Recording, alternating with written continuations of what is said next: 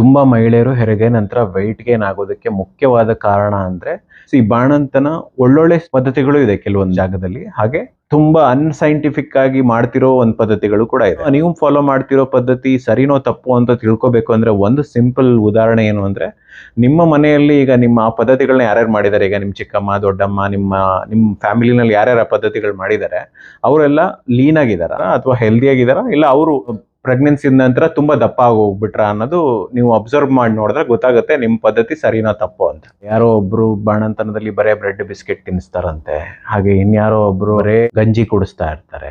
So ಆ ರೀತಿ ಒಂದೊಂದು ಪ್ರದೇಶಗಳಲ್ಲಿ ಒಂದೊಂದು ರೀತಿಯ ಡಿಫ್ರೆಂಟ್ ಕಲ್ಚರ್ ಇದೆ ಬಾಣಂತನ. ಹೆಚ್ಚಾಗಿ ಮಹಿಳೆಯರು ಬಂದು weight gain ಆಗೋದೇನೆ ಈ ಟೈಮಲ್ಲಿ. ಇವ್ರು ಆದ ನಂತರನು ಕೂಡ ನೀವು ಬ್ಯಾಲೆನ್ಸ್ ಡಯಟೇ ಮಾಡಬೇಕು. ಬಟ್ ನಿಮ್ಮ ಕ್ಯಾಲೋರಿ ರಿಕ್ವೈರ್ಮೆಂಟ್ ಏನಿದೆ ನೀವು ಫೀಡ್ ಮಾಡ್ತಾ ಇದ್ರೆ ಅಟ್ಲೀಸ್ಟ್ 1.2 ಟೈಮ್ಸ್ ಮೇಂಟೆನೆನ್ಸ್ ಕ್ಯಾಲರೀಸ್, ಅಂದ್ರೆ ನಿಮ್ಮ ವೆಯ್ಟ್ 20% ಗಿನ ಜಾಸ್ತಿ ಆಗಿದ್ರೆ ನೀವು ಅವಾಗ ಮೇಂಟೆನೆನ್ಸ್ ಕ್ಯಾಲರಿನಲ್ಲಿ ಇದ್ದು ಒಂದು ಡೈಲಿ ಒಂದು 5,000 ಸ್ಟೆಪ್ಸ್ ಇಂದ ವಾಕಿಂಗ್ ಸ್ಟಾರ್ಟ್ ಮಾಡಿ ಒಂದು 10,000 ಸ್ಟೆಪ್ಸ್ ತನಕ ವಾಕಿಂಗ್ ಮಾಡ್ಬೋದು.